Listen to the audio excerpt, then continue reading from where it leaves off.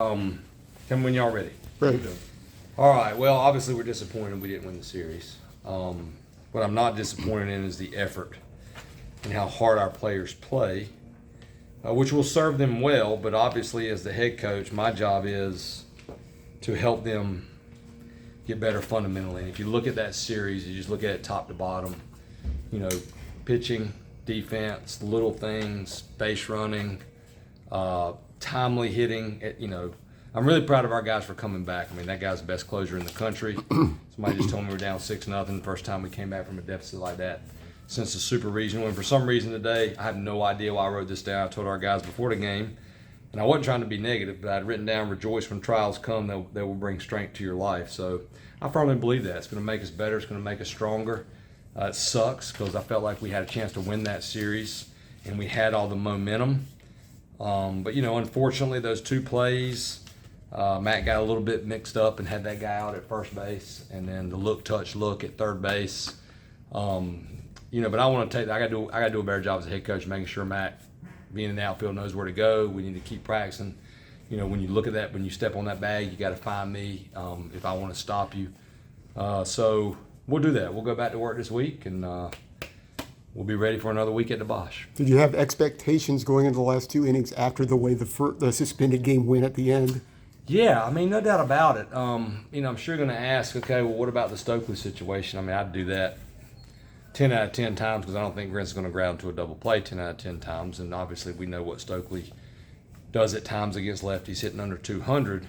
Not that he can't hit a lefty, but that one, especially a sidearm lefty, was going to be even tougher on Stoke. And unfortunately, Grant, when he hits the barrel, the ball's hit hard, and it's a two-hopper to the shortstop. And you're hoping there he gets the ball in the air. And unfortunately, he didn't. And then obviously that call, really caught me off guard in the ninth. Yeah, I don't think that's the right thing to do as an umpire. The delay of game call? Yeah, that's a terrible timing, and I feel like the umpires need to do a better job. But again, we talked to our hitters, and we'll go to the drawing board. And one thing I believe that Roy did all the time that I really believed in, watching him in his career, was taking those losses, being honest with your players, but making them understand that, okay, we'll do a better job and trying to take some of that pressure off of them when you do have those losses. But 100%, we thought we were going to win. We thought we were going to have Bosch magic again. But, I mean, golly, after losing 2 games, fans aren't going to want to hear this, but I feel like we're at a really good place as far as where our team is. We just have to play better. Like, our guys are going to compete. We've got talent. We just have to play better top to bottom. So did Vance run through a stop sign? Because I was sitting down there in the sun, obviously. And I couldn't tell what was happening. I don't want to blame it on Vance. What happens in a play like that with his speed is I'm going to go down the line and I'm going to read the relay, and the relay gets away, I'm going to send them. So our guys are always on go unless I'm in line with third base and they stop on third base. If I'm down the line, they're on go unless I stop them. And I saw Vance. I was watching Patelli. As soon as he got it clean, Vance thinks he's coming. I thought I gave the stop sign. I'd have to go back. I'm going to coach myself and make sure I did.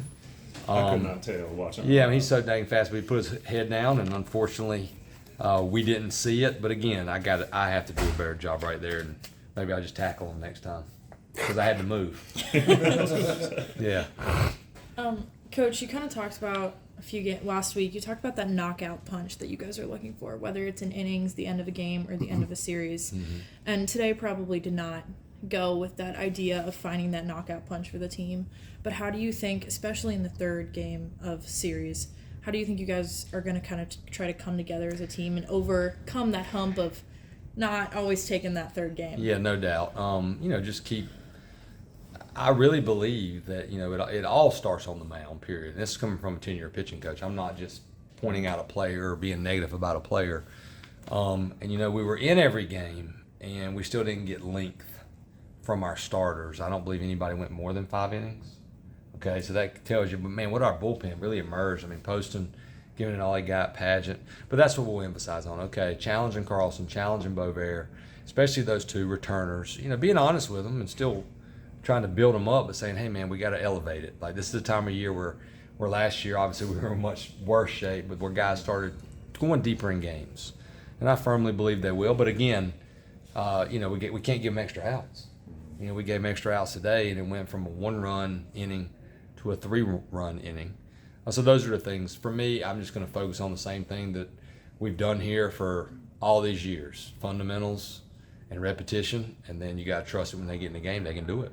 It seems like a few weeks ago it was, you got to get the bullpen right. Bullpen was blowing Yeah. good starts, and it seems to be a reversal in the last couple of weeks. Yeah, no doubt. And that's okay because I really believe in Connor Bovera. I believe in Max Carlson. I believe in Jake Knapp. And, guys are improving. We you know how it is in baseball. You got to play well top to bottom when you play good teams. And we didn't do that this weekend, and we still managed to win a game. Thankfully, we did, because usually when you play a team like Miami and you don't play well fundamentally, you usually get swept. So we'll take it and build off that and focus on the fact that we get to play again on Tuesday and we get to play at home. Reading between the lines and hearing you comment, it sounds like you're probably more upset about this loss than any of them this season. I wouldn't say – I don't know if I would use the word upset because I'm so dang competitive. I mean, I'm going to be ticked off until we win the next game. It's just my nature. I'm more upset for our team because when you've been coaching long enough, you know if you've got a good group, and that's a great group that played their tails off for every out of every game. And I told them, I said, it's going to serve you well. Just listen to what I told you. But that one hurts a little more. But again, it would hurt a lot more if we hadn't found a way to win that game. We're down to our last out. Casey Cook hits that home run. Thought it was going to happen again. But I firmly believe in baseball. Yes, we're trying to win every series. And we've had a chance to sweep some series, and we had a chance, I thought, to win Miami series at home. But I still also know, you got to be playing that best baseball at the right time, and I think we're going to do that. Let me ask you a question about I don't want to get you in trouble. No, not at all. But Morales clearly ran past. I thought he what did was too. He did.